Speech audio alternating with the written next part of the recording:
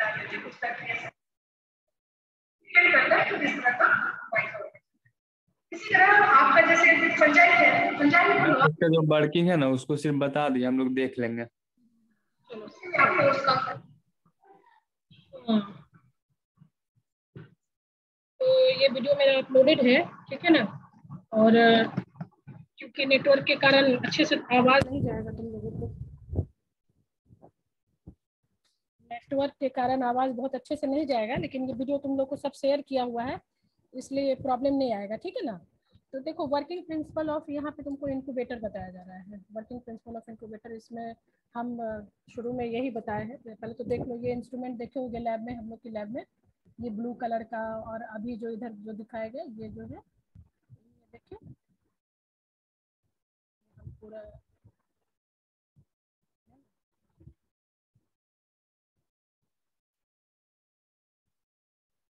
इसमें हम यही बता रहे हैं कि देखो इनक्यूबेटर क्यों कहा जाता है, why it is called incubator. देखो ये है हमारा इनक्यूबेटर, जो पहले मतलब बहुत पुराना इनक्यूबेटर, जिसको बहुत प्रीवियसली इनक्यूबेटर जो आता था ना वो इसी तरह का आता था, ठीक है ना। और ये देखो दूसरा इनक्यूबेटर है, फिर नया इनक्यूबेटर आया, देखो अब जस्ट दिखाया जाएगा ये ब्लू वाला है ना, ये तुम्हारा ये नया इनक्यूबेटर है, मतलब जो इधर रिसेंटली आया है, इसमें कुछ रिसेंट एडवांसेस है, इसमें रिसेंट फीचर है। ये भी तुम्हारा पुराना इनक्यूबेटर है, ठीक है। तो 4 तरह का तुम लैब में देख लिए इनक्यूबेटर, राइट। हाँ ना, सुनाई दे रहा है तुम लोग को? हेलो, यस मैम, आवाज आ रहा है। हाँ तो देखो इनक्यूबेटर, हम तुम लोग को पढ़ाएंगे working principle of incubator and BOD incubator. देखो इनक्यूबेटर क्या होता है, इनक्यूबेटर मतलब कि हम इसलिए यूज करते हैं कि लैब में अगर हमको किसी माइक्रो ऑर्गेनिज्म को ग्रो कराना है, ठीक है, तो उसका हर माइक्रो ऑर्गेनिज्म का एक टाइम होता है। जैसे हम लोगों का भी एक ग्रोथ का टाइम होता है कि भाई हमारा जो है वो मतलब कि हम लोग जो बेबी होते हैं वो कंप्लीट जो मदर वोम होता है उसमें 9 मंथ लेता है पूरी तरह से वो डेवलप करने में, राइट।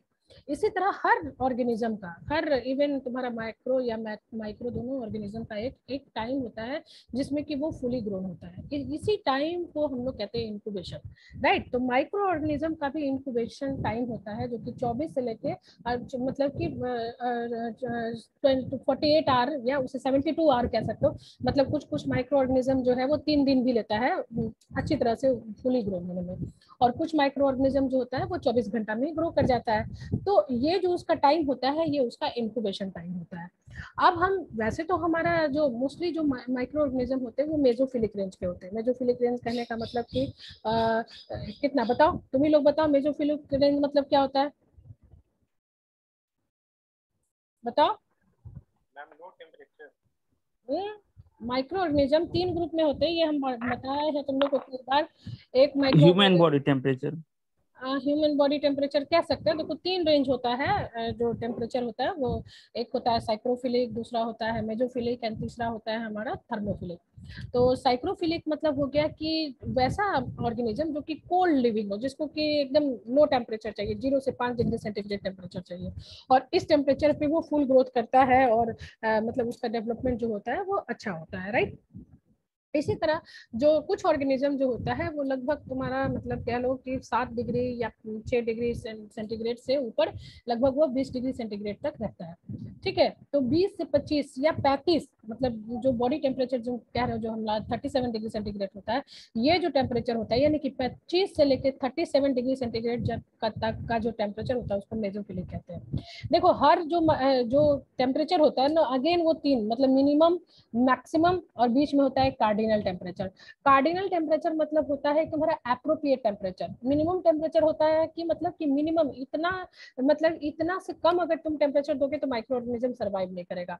और मैक्सिमम टेम्परेचर मतलब होता है कि उससे ज्यादा अगर तुम टेम्परेचर दोगे तो भी माइक्रो ऑर्गेनिज्म सर्वाइव नहीं करेगा। ये जो कार्डिनल टेम्परेचर होता है इसको हम लोग ऑप्टिमम टेम्परेचर भी कहते हैं। तो जो तुम्हारा साइक्रोफिलिक माइक्रो ऑर्गेनिज्म होता है उसका जो मतलब temperature range, minimum temperature range जो है वो 0 से 5 डिग्री सेंटीग्रेड होता है। 5 से लेके 15 डिग्री सेंटीग्रेड तक जो है वो उसका मतलब कि कार्डिनल टेम्परेचर होता है, मतलब इस टेम्परेचर पे वो फुल ग्रो करेगा। और मतलब कि तुम कह लो कि 15 से 20 से 25 डिग्री सेंटीग्रेड उसका मैक्सिमम टेम्परेचर होता है, मतलब इस टेम्परेचर से आगे वो नहीं सर्वाइव करेगा, मतलब वो किल हो जाएगा, राइट।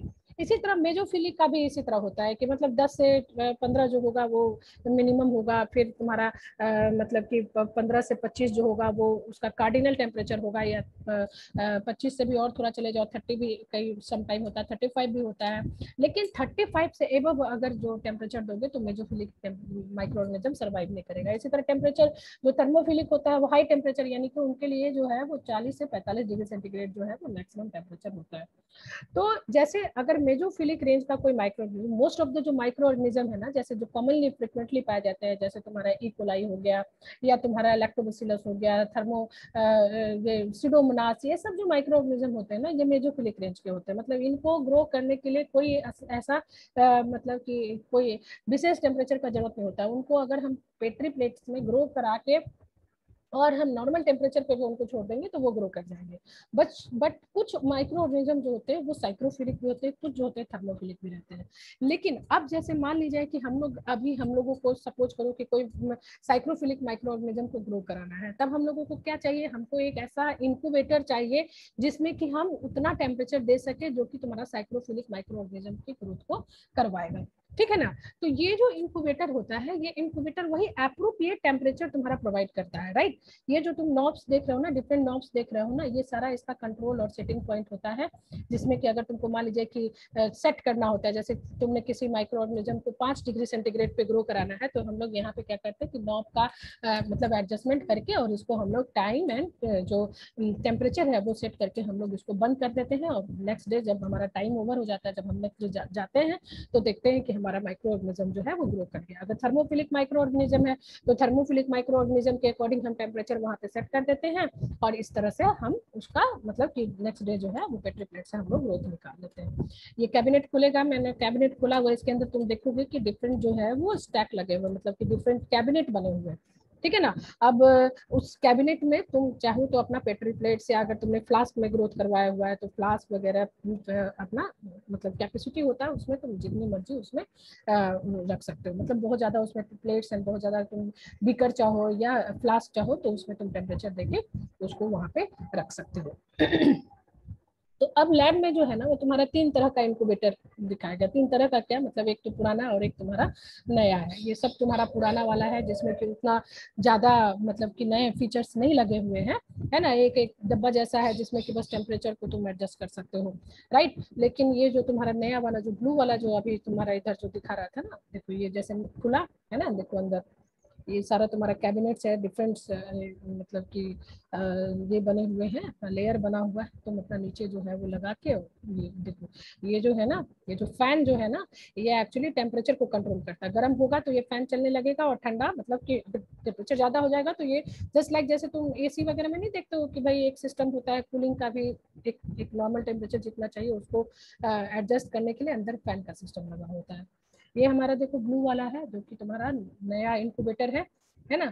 और इसमें कुछ एडिशनल फीचर्स होते हैं इसमें, जैसे कुछ जो जैसे नॉर्मली जो पहले जो आता था उसमें मेजोफिलिक और थर्मोफिलिक का ही आता था, बट ये जो है ना ये इसमें कुछ और भी एडिशनल फीचर्स है।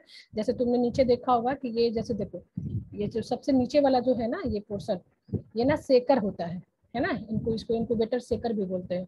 और ये जो खांच बना हुआ है ना, इसमें फ्लास्क को रखा जाता है। ये डिफरेंट फ्लास्क को, जैसे कुछ माइक्रो ऑर्गेनिज्म है ना उसको तुम्हारा एयर की भी जरूरत होती है, कुछ माइक्रो ऑर्गेनिज्म एरोबिक होते हैं। तो वैसे एरोबिक माइक्रो ऑर्गेनिज्म को तुम सीधा बंद कर दोगे तो वो ग्रो नहीं करेगा, उसको क्या चाहिए, तुम्हारा टेम्परेचर भी चाहिए और उसको तुम्हारा मतलब एरिएशन भी चाहिए। तो ये ना रोटेशन करेगा, तुम वहां पे ऑन कर दोगे ना तो ये जो है वो आगे पीछे ऐसे मतलब वाइब्रेट करके, और सारा जो मीडिया है ना जिसमें तुमने कल्चर डाला हुआ है, वो मीडिया जो है वो अच्छे से ऊपर नीचे इस तरह से होता है, जिससे कि माइक्रो ऑर्गेनिज्म जो तुम इसमें ग्रो करवा रहे हो उसको एरिएशन मिलता रहता है, और इस तरह से उसका मतलब तुम ग्रोथ करा सकते हो। सो यही तुम्हारा वर्किंग प्रिंसिपल ऑफ इंक्यूबेशन है। वर्किंग प्रिंसिपल अगर तुम बोलोगे इंक्यूबेशन का क्या है, तो प्रिंसिपल यही है कि हर माइक्रो ऑर्गेनिज्म का अलग अलग अपना एक ऑप्टिमम टेम्परेचर होता है, और उस टेम्परेचर पे उसका बेस्ट ग्रोथ होता है। तो इंक्यूबेटर सिंपली क्या प्रोवाइड करता है, एक टेम्परेचर, एक appropriate temperature according to micro organism, whether it is mesophilic, whether it is psychrophilic, whether it is thermophilic, उस तरह के माइक्रो ऑर्गेनिज्म को वो एप्रोप्रिएट टेम्परेचर प्रोवाइड करता है। So this is working principle of incubator, है ना। और इसी को हम लोग बीओडी इंक्यूबेटर भी कहते हैं। देखो एक जो पहले जो इंक्यूबेटर सिंपल इंक्यूबेटर, और ये बीओडी इंक्यूबेटर कहला जाता है। BOD incubator means biological oxygen demand. और ये बीओडी इंक्यूबेटर सिर्फ इसलिए इसको बोला जाता है क्योंकि इसके अंदर तुमने सेकड़ लगाया हुआ है, और वो सेकड़ जब रिवॉल्व करता है तो ऑक्सीजन जो है वो माइक्रो ऑर्गेनिज्म को मिलता है। ठीक है। अब भाई हम किसी को एंट्री नहीं देने वाले हैं, 17 मिनट हो गया, बीच बीच में ये लोग एडमिट करके। तो अब बताओ इंक्यूबेटर का वर्किंग प्रिंसिपल ऑफ इंक्यूबेटर में किसी को कोई प्रॉब्लम है? बताओ। No ma'am. No ma'am. इसमें क्या समझो? ये वीडियो तो तुम लोग बाद में देखना मेरा, जो भी इसमें और भी बहुत सारी बातें बताए हुए होंगे जो भी है, क्योंकि आवाज तुम लोग को यहाँ से नहीं जाएगा ढंग से, है ना। तो इसमें कुछ पूछना है? अब तुम लोग को अगर मान लीजिए लैब में बुलाया जाए तो ये नहीं कहोगे ना कि हम लोग लैब में नहीं थे मैडम, हम लोग नहीं पहचानते इस चीज को, क्योंकि तुम्हारी लैब में, जिस लैब में तुम लोग जाओगे उसी लैब का ये वीडियो है और उसी लैब का ये सामान है। तो इसको देखते ही पहचान आ जाएगा ना। 5 मार्क्स का अगर क्वेश्चन हम तुम लोग से पूछ दे और इसमें इंस्ट्रूमेंट पे हम लगा दे नंबरिंग और बोले कि भाई identify the instrument and working principle of, identify and write down the working principle of this instrument, तो लिख सकोगे ना? Yes ma'am. है ना? Yes ma'am. Yes ma'am. Yes ma'am. तुम्हारा वर्किंग प्रिंसिपल था। अब दूसरा जो है ना, ये हो गया तुम्हारा, एक और है तुम्हारा ऑटोक्लेव का भी दिखा देते, राइट।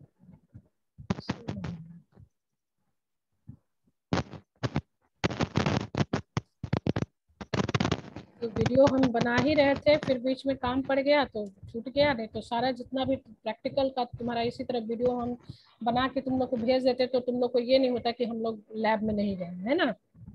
ये मेरा वीडियो तुम लोगों के लिए बहुत यूजफुल है कि नहीं है, बताओ। है मैम। Yes ma'am.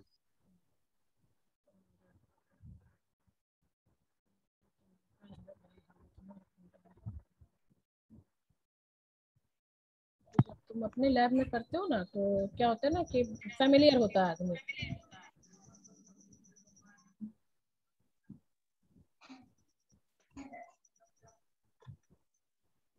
बहुत दिन से वीडियो भी अपलोड नहीं किए हुए हैं। ये रहा तुम्हारा working principle of hot air oven, working principle of laminar flow, working principle of autoclave. ये सब देखो, मतलब कि मोर और लेस सब जितना इंस्ट्रूमेंट हमारे लैब में है, मोर और लेस हम तुम लोग को इस पे वीडियो किए हुए हैं। ये आ गया तुम्हारा working principle of hot air oven, है ना। देखो ये हॉट एयर ओवन जो है ना, वो थोड़ा बहुत इंक्यूबेटर से ही मिले जुलेगा। मतलब तुम जाओगे ना जब वहाँ पे, तो सीरीज में, मतलब सीरियल में लगा हुआ है, एक तरफ हॉट एयर ओवन लगा हुआ, उसके बगल में तुम्हारा इंक्यूबेटर भी लगा हुआ, फिर इंक्यूबेटर लगा, फिर इंक्यूबेटर। तो उससे कंफ्यूज नहीं होना है, ये तुम्हारा हॉट एयर ओवन है ना। और इसके बगल वाला जो है ना, वो तुम्हारा इंक्यूबेटर है। हालांकि दोनों का स्ट्रक्चर जो है मोर और लेस सेम है, लेकिन थोड़ा सा डिफरेंस है। तुम्हारा हॉट एयर ओवन यहाँ पे थोड़ा छोटा है ना। और ये जो हॉट एयर ओवन है, इसमें बेसिकली हम चीजों को स्टरलाइज करते हैं, ठीक है।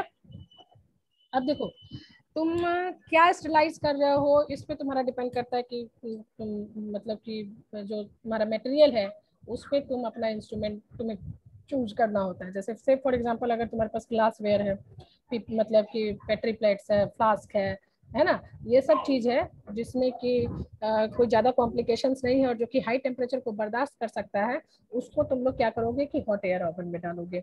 अब ये जो हॉट एयर ओवन होता है, इसका टेम्परेचर बहुत हाई होता है ना। और इसमें मतलब कि 121, 122, समटाइम 160 डिग्री सेंटीग्रेड इसमें टेम्परेचर जाता है।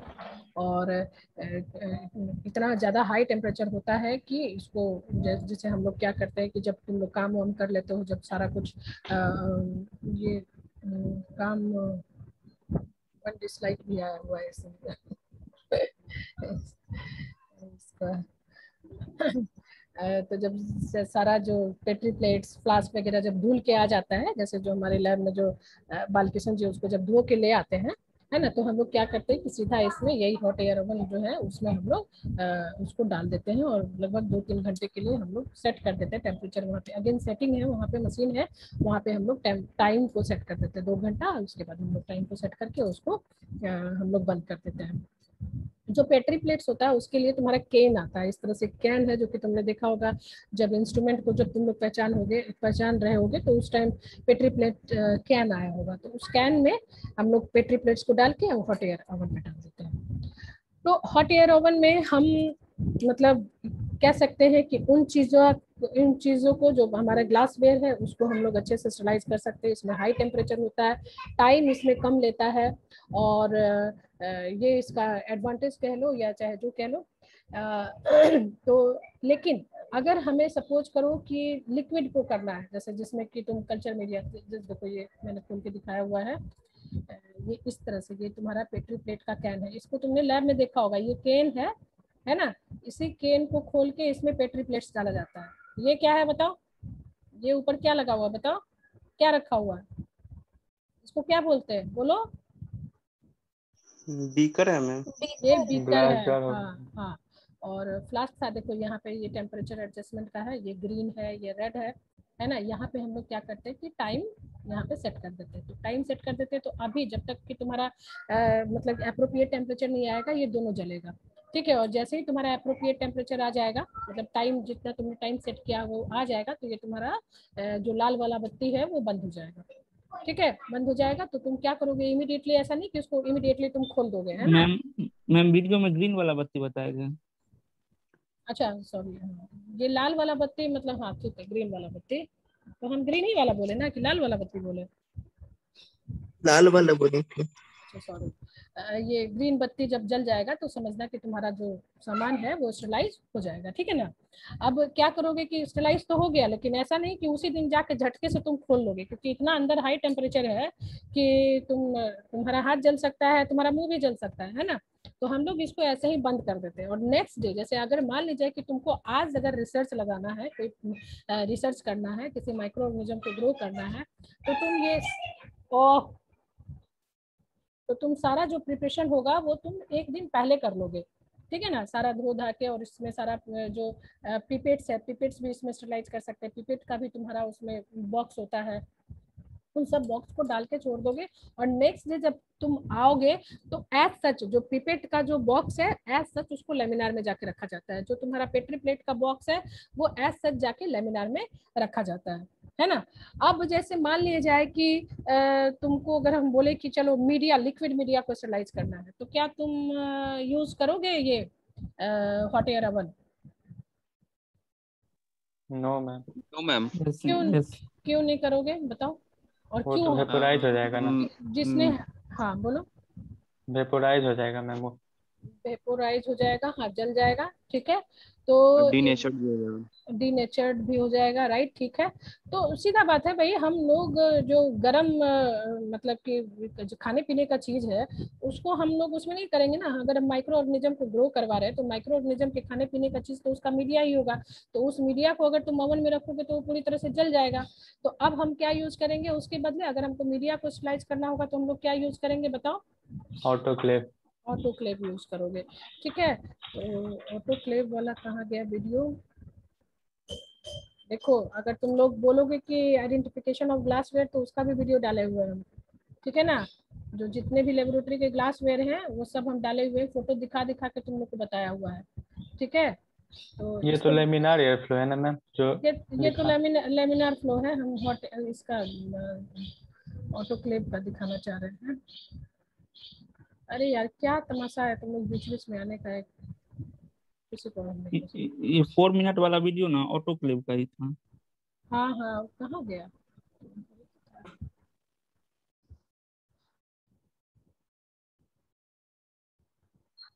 अभी जो वो चल रहा था ना तो वो आया था। ये हो गया तुम्हारा ऑटोक्लेव, ये हो गया ऑटोक्लेव, दिख रहा है क्या? वीडियो शेयर लगता रुक गया।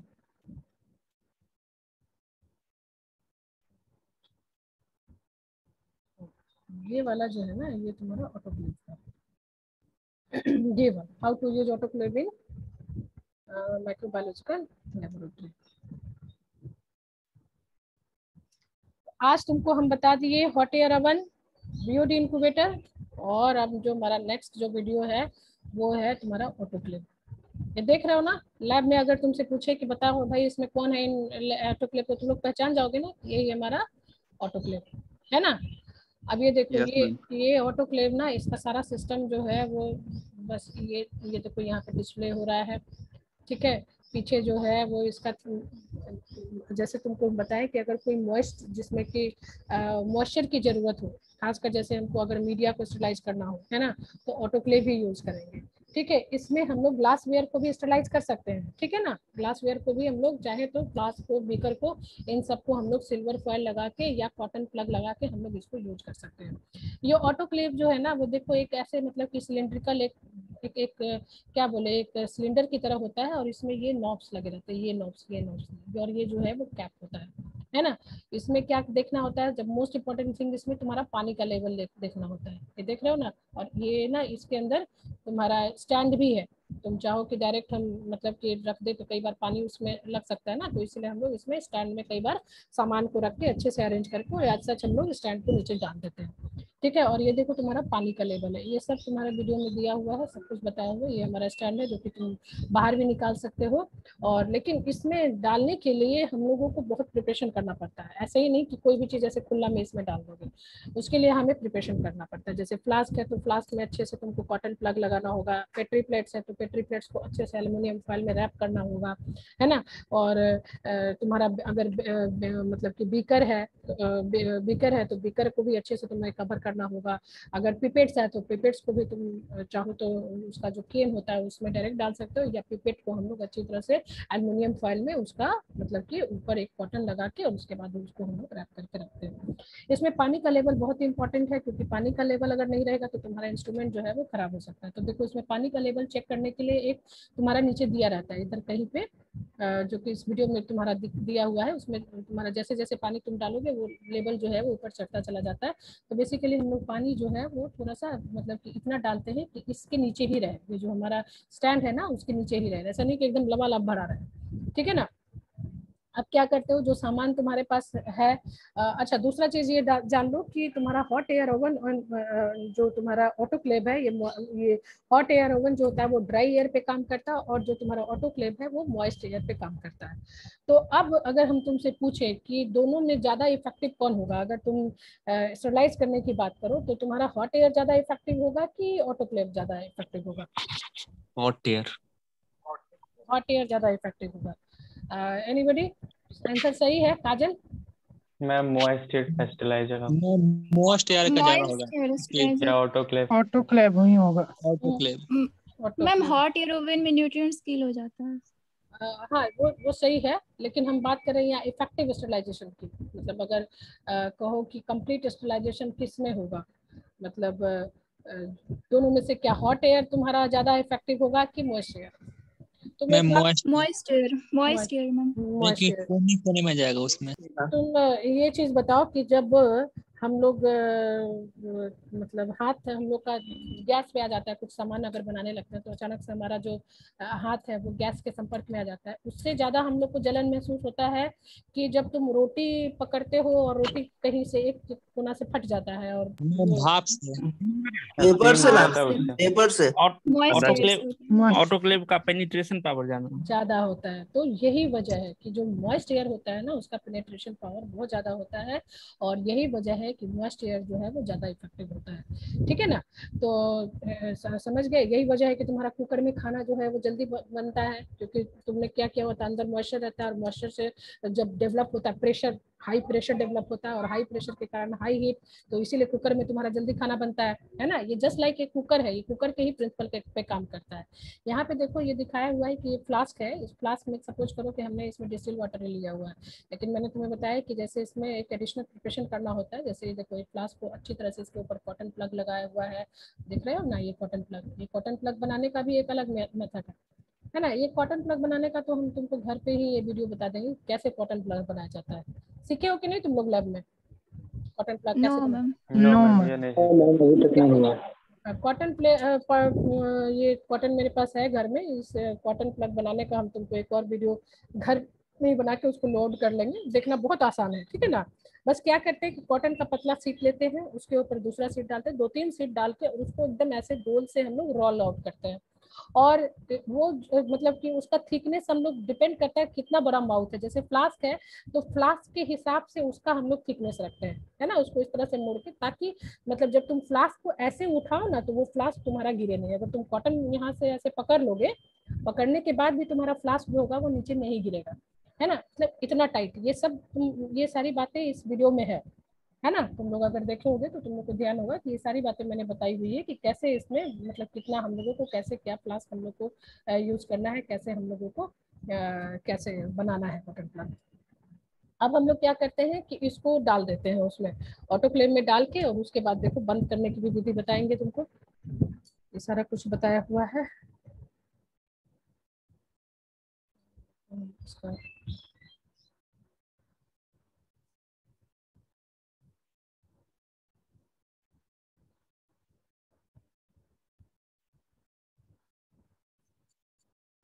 अच्छा, मैंने इसमें बताया कि इसमें एक स्पेशल टाइप का कॉटन भी यूज करते हैं। किस तरह का कॉटन यूज करते हैं बताओ? ये अभी जो ये वीडियो चल रहा है ना, ये इसमें कॉटन के मैम बारे में। जो कि मॉइस्चर को अब्जॉर्ब नहीं करता है। यस, जो जब तुम लैब में जाओगे ना तो तुम्हारा जो कॉटन का जब तुमको पैकेट दिया जाएगा तो उस पर लिखा रहता है नॉन एब्जॉर्बेंट कॉटन, है ना। तो नॉन एब्जॉर्बेंट कॉटन का मतलब हो गया कि ये मॉइस्चर को बाहर से एब्जॉर्ब नहीं करेगा। तो तुम्हारा जैसे भाप है, तो भाप में तुम अंदर फ्लास्क डाल रहे हो तो क्या करेगा, अगर मॉइस्चर लेने वाला कॉटन रहेगा तो क्या करेगा, तुम्हारा पूरा कॉटन जो होगा वो एकदम लबालब पानी से भर जाएगा, है ना। तो वो सही मीडिया नहीं हुआ ना, तो इसीलिए नॉन एब्जॉर्बेंट कॉटन का यूज किया जाता है, ठीक है ना। अब ये देखो, ये इसको बंद करने का विधि बताएंगे, कैसे तुम इसको बंद करते हो। देखो, तुमने फ्लास्क इसमें डाल दिया, कॉटन का सारा प्रिपरेशन करके तुमने डाल दिया। यहाँ पे ना एक पैडल होता है ना, इसको ध्यान से देखना, क्योंकि लैब में जब जाओगे ना तो एकदम एक्चुअली ये है, कोई वर्चुअल नहीं है ये, तो इसमें तुमको ये एकदम तुम्हारा सामान ऐसे ही मिलेगा और ऐसे ही तुम्हें करना भी है। ये जैसे देखो, ये लैब, ये नॉब है तुम्हारा, नॉब को हम लोग ना अपोजिट टाइट करते हैं। जैसे देखो ये नॉब है ना, ये नॉब है, मतलब तुम क्या करोगे कि दोनों इकट्ठा, जैसे दोनों को इकट्ठा अपोजिटली टाइट करना होता है ना। हर चीज में इसमें ये है, देखो इसको अपोजिट टाइट किया जाएगा, दोनों को इकट्ठा पकड़ के,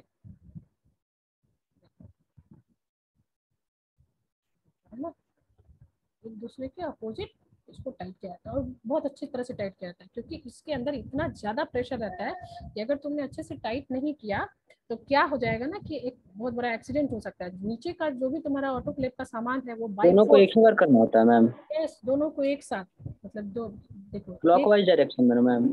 हाँ हाँ, एक दूसरे के अपोजिट, और मतलब दो, एक हाथ से इसको पकड़ो, एक हाथ से दूसरे एक पकड़ो, और उसके बाद टाइट करो। लास्ट में क्या कहता है कि सबको एक बार चेक कर लो कि सब अच्छी तरह से टाइट है कि नहीं, है ना। देखो, ये दोनों को अलग और ये दोनों को अपोजिट, जो भी तुम्हारा यहाँ पे 4 नॉब लगा हुआ है, चारों नॉब को पकड़ के अपोजिटली किया जाता है, और खोलना भी उसी तरह, हाँ, एंटी क्लॉकवाइज, एक क्लॉकवाइज एक एंटी क्लॉकवाइज, नहीं दोनों, हाँ, एक वो थोड़ी क्लॉकवाइज, ना मैम, सारे तो एंटी दोनों क्लॉकवाइज सेमी बन डायरेक्शन होंगे। में हो, दोनों सेमी डायरेक्शन में।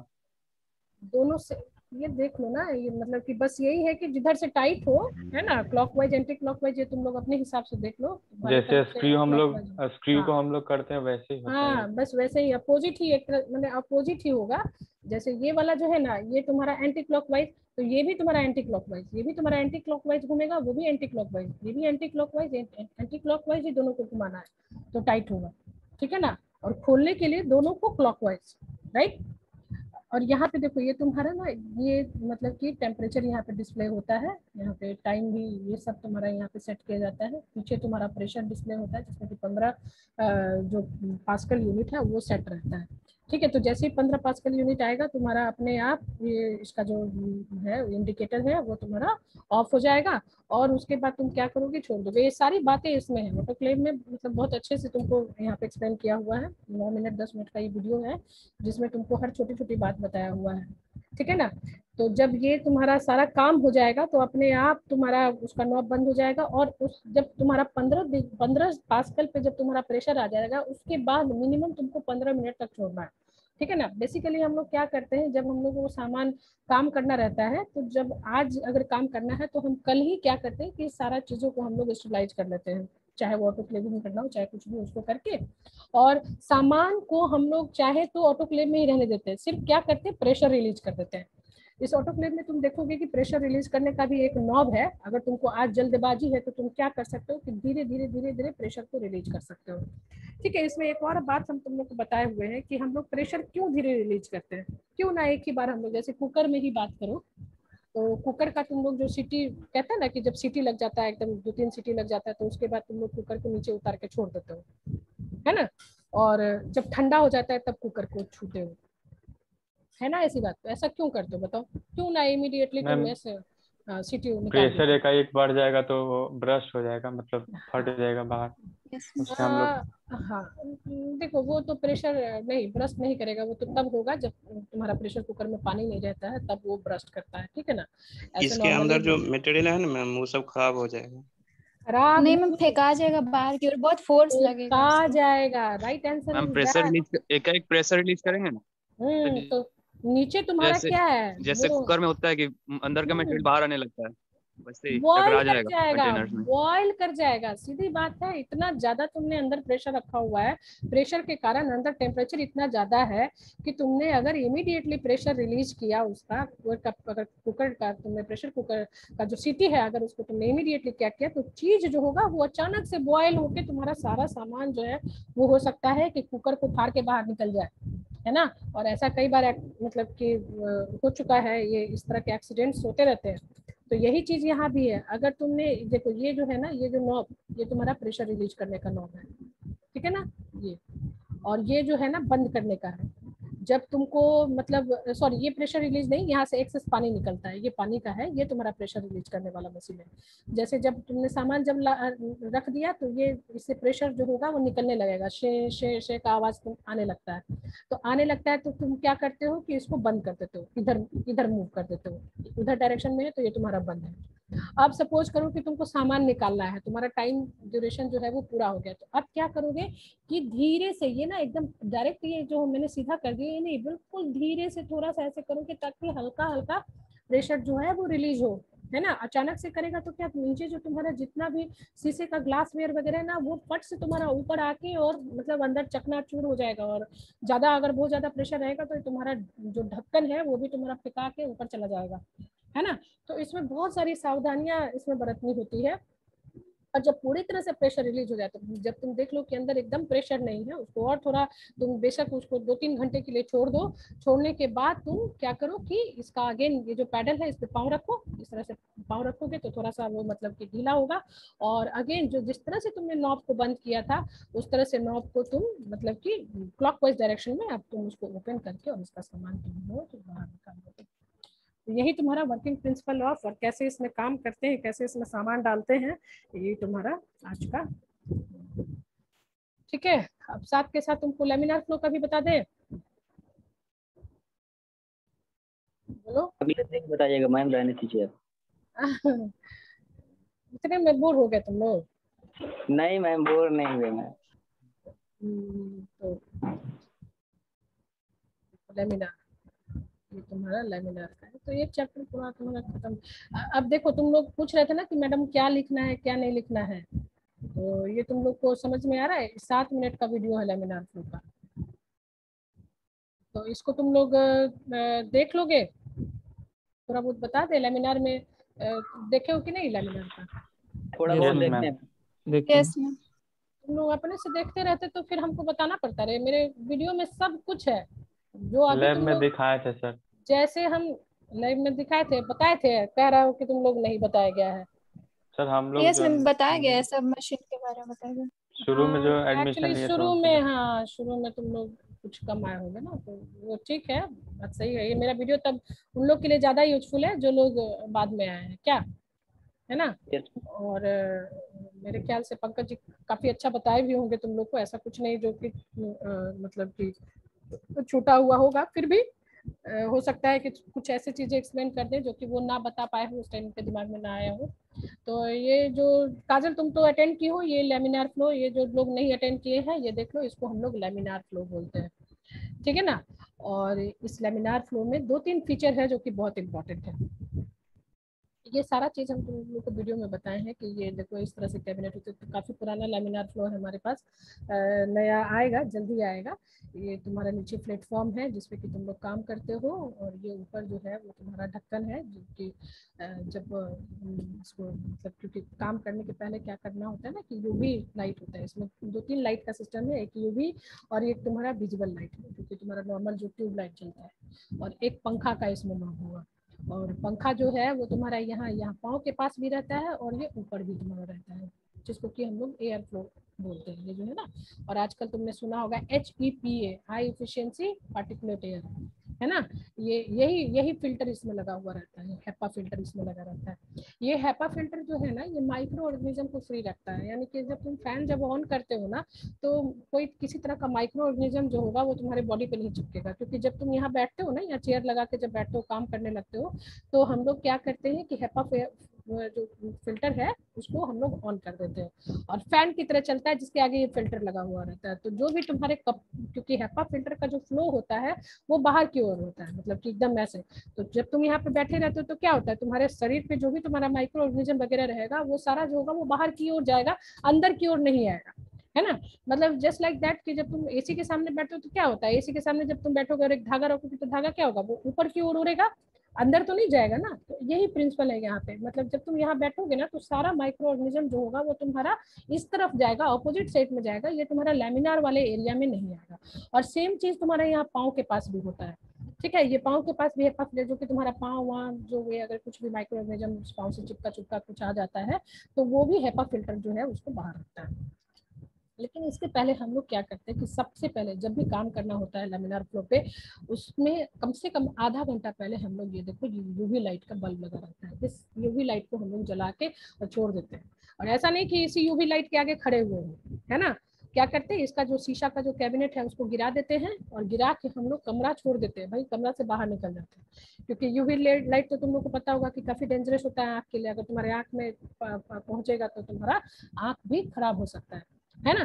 तो आधा घंटा छोड़ के हम लोग चले आते हैं। जब हम लोग को काम करना होता है तो इमीडिएटली पहले यूवी लाइट जो है वो हम लोग बंद करते हैं। तो ये यूवी लाइट जो है ना, जो भी तुम्हारा इसके सरफेस पे, जमीन पे, चाहे कहीं भी तुम्हारा जो माइक्रो ऑर्गेनिज्म, इस एरिया में जितना माइक्रो ऑर्गेनिज्म है वो यूवी लाइट जो है वो उसको मार देता है। तुमने पढ़ा होगा कि जो यूवी रे होता है काफी हार्मफुल होता है, not only for man, even मतलब माइक्रो ऑर्गेनिज्म के लिए तो है ही, इवन फॉर ह्यूमन बीइंग के लिए भी यूवी लाइट जो है वो काफी खतरनाक होता है, कार्सिनोजेनिक होता है, कैंसरियस होता है ना। ये ओजोन लेयर में क्या होता है, ओजोन जो लेयर है वो यही यूवी लाइट से हम लोग को प्रोटेक्ट करता है ना, जो कि आजकल कह रहा है कि ओजोन में छेद हो रहा है, इसीलिए कई तरह के जो कैंसरियस स्किन डिजीज है वो इसी वजह से हो रहे हैं क्योंकि ओजोन में छेद हो रहा है। सुने हो ना ये सब कहानी, मतलब कहानी क्या है ये, हाँ ये सब सच है, ये कहानी नहीं है, ये सब फैक्ट है, ठीक है ना। अब देखो जब यहाँ पे यूवी लाइट हो गया, यूवी लाइट को बंद कर दो और तुम क्या करो कि ट्यूब लाइट, जो नॉर्मल तुम्हारा ट्यूब लाइट है वो तुमने ऑन कर दिया, और ये तुम्हारा जो फैन का जो स्विच है उसको भी तुम ऑन करके और यहाँ पे चेयर लगा के आराम से यहाँ पे बैठ जाओ। जब भी तुम लैब में आओगे, हालांकि मैंने एप्रोन इसमें नहीं पहना हुआ है क्योंकि लॉकडाउन का सिचुएशन, ये सारा जो शूटिंग है ना ये लॉकडाउन में ही है। देखो November 5, 2020 का, उस टाइम सब तुम लोग का कॉलेज वॉलेज बंद था तो प्रैक्टिकल होता नहीं था। अदरवाइज जब प्रैक्टिकल तुम लोग को करवाएंगे तो हमेशा मतलब कि हमको भी एप्रोन पहनना पड़ेगा और तुम लोग को भी एप्रोन पहनना पड़ेगा, है ना। हमेशा एप्रोन पहन के काम करना होता है। और जब हम लोग यहाँ पे बैठते हैं ना, बैठने के बाद क्या करते हैं, पहले हाथ को अल्कोहल से साफ कर लेते हैं, ठीक है। सब कुछ मतलब तुम्हारा जूता चप्पल सब लेमिनार के बाहर होना चाहिए। जो एक रूम जो बना हुआ है वो बिल्कुल सेफ है, इसमें तुम चप्पल पहन के नहीं आ सकोगे, अपना तुम्हारा जूता चप्पल बाहर खोलना होगा। खोलने के बाद तुमको हाथ वाथ, देखो ये जो है ना ये दिखा रहा है, यही तुम्हारा ये फिल्टर है ना। ये यहीं से तुम्हारा एयर जो है वो पास करता है, जिसको कि हेपा फिल्टर जिसको बोल रहे हो, ठीक है ना। समझ में आ रहा है ना, देखो ये भी फिल्टर है, चारों तरफ से ये फिल्टर लगा हुआ है, हेपा फिल्टर, देख रहे हो, आ रहा है समझ में। Yes ma'am. ठीक है ना। तो यहाँ पे तुम क्या करते हो, बैठ के अल्कोहल लेके बैठ जाते हो। ये यहाँ पे देखो एक बुनसन बर्नर है, यहाँ पे देखो ये बुनसन बर्नर है जिसका कनेक्शन जो है वो गैस से यहाँ लगा हुआ है। तो अब तुमको जो भी काम करना होता है, हाथ वाथ साफ करके यहाँ बुनसन बर्नर जो है वो जला लेते हो। और ऐसा नहीं कि तुरंत इमीडिएटली अल्कोहल से हाथ धोए और पहुंच गए तुम बुनसन बर्नर जला रहे, तो उससे क्या होगा जरा बताना। हाथ जल जाएगा, आग लग जाएगा। आग लग जाएगा उसमें। हाँ जल जाएगा थोड़ा देर, क्योंकि जब अल्कोहल वोलेटाइल होता है तो जब तुम थोड़ी देर जब काम वाम कर लोगे, हाथ से तुम्हारा अल्कोहल हट जाएगा, तब जाके तुम माचिस जलाना वहाँ पे, लाइटर माचिस जो भी है वो करके, और सारा काम जो है ना, इस सरफेस को भी तुम अच्छे से पूरा अल्कोहल से पूरा अच्छी तरह से पोंछ पाछ दोगे, यहाँ पे सारा कुछ पोंछ पाछ के, और सारा काम जो है वो तुमको मतलब कि अंडर स्टरलाइज कंडीशन करना है, ठीक है ना। अब यहाँ पे अपना जो सामान वामान है, पेट्री प्लेट्स है, लेके बैठो, सारा कुछ जो भी पेट्री प्लेट तुमने अभी जो ओवन में डाला हुआ है स्टरलाइज करने के लिए, वो पूरा कैन मंगा लो, फिर पिपेट मंगा लो, क्योंकि तुम्हें पिपेट की भी बार बार जरूरत पड़ेगी, है ना। तो ये सब सामान यहाँ पे तुम अंदर मंगा लो, और मंगाने के बाद क्या करोगे कि यहीं पे इसी एरिया में तुमको उसको ओपन करना है, कहीं बाहर, ऐसा नहीं कि बाहर ओपन कर दिए अब मुंह खोल के तुम उसको लेमिनार फ्लो के अंदर ले जा रहे हो, ऐसा नहीं करना है। जो पूरा केन डब्बा बंद है, उस डब्बे बंद केन को अंदर ले जाना है। अंदर ले जाने के बाद ये क्या करना है कि तुम्हें मतलब उसको ओपन करना है, फिर इसको जलाना है। जलाने के बाद इसी के सामने तुम्हारा पोरिंग, प्लेटिंग, ये सारा मेथड हम तुम लोग को बताएंगे। पोरिंग भी कैसे करते हैं, ये पोरिंग टर्म जो आ रहा है, ये जो लिक्विड मीडिया है, या मतलब कि मीडिया जो भी है जो मोल्टन स्टेज में है, उसको हम लोग पेट्री प्लेट में जब डालते हैं ना, जितना जैसे 5 ml, मैक्सिमम 5 ml तक हम लोग एक पेट्री प्लेट में डालते हैं, तो डालना, इस प्रोसेस को हम लोग पोरिंग कहते हैं। और फिर उसके बाद जब वो सॉलिडिफाई हो जाए, या लिक्विड में ही अगर तुमने किसी माइक्रो ऑर्गेनिज्म को मिक्स करके और उसको ग्रो करने के लिए इंक्यूबेटर में डाल दिया, तो उस मतलब कि पोरिंग एंड इस मेथड को हम लोग प्लेटिंग कहते हैं। तो पोरिंग एंड प्लेटिंग मेथड भी हम बता देंगे। अगर पेट्री प्लेट तो मेरे घर पे नहीं है, और अगर कुछ दिन में अगर कॉलेज खुलेगा तो जाके लैब में तुम लोग को पेट्री प्लेट से पोरिंग एंड प्लेटिंग मेथड भी बताएंगे। रहता तो घर में ही वीडियो बना के तुम लोग को दिखा देते, लेकिन जो चीज़ घर में पॉसिबल होगा उसका वीडियो हम तुम लोग को जरूर बता देंगे। तो आज तुम लोग जो 4 मेन इंस्ट्रूमेंट है उसके बारे में जान गए ना, क्या क्या बताएं? बताओ क्या क्या कौन सा इंस्ट्रूमेंट जाना है। ये देखो, ये सब वीडियो भी है जो लास्ट क्लास में, लास्ट ईयर में जब तुम्हारे जो सीनियर्स हैं उनका क्लास लिया हुआ है, उसका रिकॉर्डेड वीडियो भी है। सारा मेरे अपने चैनल पे भी डाला हुआ है, यूनिवर्सिटी के चैनल पे भी डाला हुआ है, ठीक है ना। ये माइक्रोबायोलॉजी ऑफ एयर है, ठीक है। तो इसको तुम लोग अपना देखना, जरूरत है तो इसको देखते रहना, ठीक है ना। सब लोग सब्सक्राइब भी कर चुके हैं। चलो, तो आज की क्लास में ऐसा कुछ है जो नहीं समझ में आया किसी को? बोलो। No ma'am. सब क्लियर हो गया मैम? हाँ बोलो। बीओडी इनक्यूबेटर और सेकिंग इनक्यूबेटर सर अलग अलग बताए थे, अलग होता है ना? सेकिंग इनक्यूबेटर और बीओडी इनक्यूबेटर अलग अलग नहीं है। अरे बीओडी इनक्यूबेटर में ही सेकर रखा हुआ है, ठीक है ना। उसी में बस सेकर होता है, वो सेक नीचे करता है। हाँ, सेकर एक देखो, सेकर मतलब सिंपल सेकर क्या होता है? जो सेक करता है, किसी भी चीज को सेकंड करता है ना, उसको एरिएशन प्रोवाइड करता है। तो एक जो तुम लोग देखे होगे ना, वाटर बाथ देखे होगे, है ना। वाटर बाथ में भी सेकर लगा हुआ देखे होगे, ठीक है। और बीओडी में भी तुम सेकर लगा हुआ देखे होगे। तो वाटर बाथ में भी सेकर लगा रहता है। अगर मान लीजिए कि किसी को, जैसे तुमको एंजाइम एक्सट्रैक्ट करना है और उसमें एयर की जरूरत है, और या मिक्स करने की जरूरत है, किसी लिक्विड में तुम बफर ही बना रहे हो और उसको बहुत अच्छी तरह से मिक्स करना है, तो सेकिंग तुमको प्रोवाइड करना है। और क्योंकि तुम्हारा जो वाटर बाथ है, वाटर बाथ सिंपली क्या होता है, जैसे तुम्हारा क्या पानी गर्म करने का एक समझ लो कि पतीला है ना, और पानी तुम गर्म कर रहे हो, लेकिन कुछ चीज है जिसमें कि तुमको मिक्स भी करना है, तो क्या करोगे कि पानी में कुछ ऐसा सिस्टम लगा दोगे ना जो कि पानी को मिक्स भी करता रहे। तो जो तुम्हारा वाटर बाथ होता है एग्जैक्टली वही काम करता है। उसमें भी सेकर रहता भी है, नहीं भी रहता है, 2 तरह का सेकर आता है। तो जिसमें सेकर का जरूरत है उसमें वाटर बाथ विद सेकर कर दो। और यहाँ क्योंकि तुमको पूरा कैप वैप, तो स्टरलाइज कंडीशन में तुम ग्रोथ करवाते हो ना माइक्रो ऑर्गेनिज्म को पूरा बंद उंद करके, तो उसको तो तुम मतलब कि वाटर बाथ में नहीं रखोगे, उसको तो तुम इंक्यूबेटर में ही रखोगे ना। तो इंक्यूबेटर में भी सेकर लगा रहता है। तो सेकर एक अलग, अपना ही एक अलग इंस्ट्रूमेंट है, ठीक है ना। तो बीओडी इंक्यूबेटर में ही सेकर लगा रहता है, वाटर बाथ में भी सेकर लगा रहता है। वाटर बाथ में नहीं भी लगा रहे तो अलग से भी सेकर होता है जो सिर्फ सेकिंग का काम करता है। बस ऐसे ऐसे ऐसे ऐसे आगे पीछे वो हिलता है, और उस पर जो तुम फ्लास्क वगैरह जो तुम रखोगी ना, वो अपना मिक्स होता रहता है। अगर माइक्रो ऑर्गेनिज्म है तो माइक्रो ऑर्गेनिज्म को एरेशन मिलेगा, अगर एंजाइम है तो एंजाइम मिक्स होता रहेगा, ये सब। तो सेकर एक अलग ही इंस्ट्रूमेंट है। अब उस सेकर को तुम कहीं भी फिट कर दो, ठीक है ना। ये बोल रहे थे कि जैसे माइक्रो सारे माइक्रोऑर्गेनिज्म में शेकर का यूज मतलब करना नहीं होता है कि नहीं? नहीं सारे में बताए नहीं ना ना, होता है? नहीं तुमको बताया कि कुछ माइक्रो ऑर्गेनिज्म जो है उनको एरोबिक कंडीशन चाहिए, कुछ जो माइक्रो ऑर्गेनिज्म है उनको एनारोबिक कंडीशन। एनारोबिक में तुम क्यों सेकिंग करोगे उसको, एरोबिक कंडीशन के लिए करोगे ना। जो माइक्रो ऑर्गेनिज्म एरोबिक है, जिनको ग्रोथ के लिए ऑक्सीजन की जरूरत है, उसमें तुम सेकिंग करोगे, ठीक है ना। Yes ma'am. और बोलो। ऑटोक्लेव का मैक्सिमम टेम्परेचर कितना तक होगा मैम? ऑटोक्लेव का मैक्सिमम टेम्परेचर 121 डिग्री सेंटीग्रेड। ये टेम्परेचर तो तुम लोग को पता होना चाहिए। Yes ma'am. 15 psi और 121 डिग्री सेल्सियस। ये तो तुम्हारा 121 डिग्री सेंटीग्रेड जो है वो उसका टेम्परेचर होता है, ठीक है ना। और कुछ, और बोलो, और कुछ चाहिए, और कुछ पूछना है बोलो, अगर नहीं तो क्लास पॉइंट करते हैं, राइट। चलो ठीक है, ओके। तुम लोग इसका अटेंडेंस भेज देना ग्रुप पे, और मेरे वीडियो को फिर देखना, उसी के अकॉर्डिंग उसका मैनुअल बना लेना, ठीक है ना। और फिर जब लैब में आओगे तो फिर बाकी का होगा। अभी जितना भी कर सकते हो उतना कर रहे हैं, right. Okay ma'am. Okay, bye.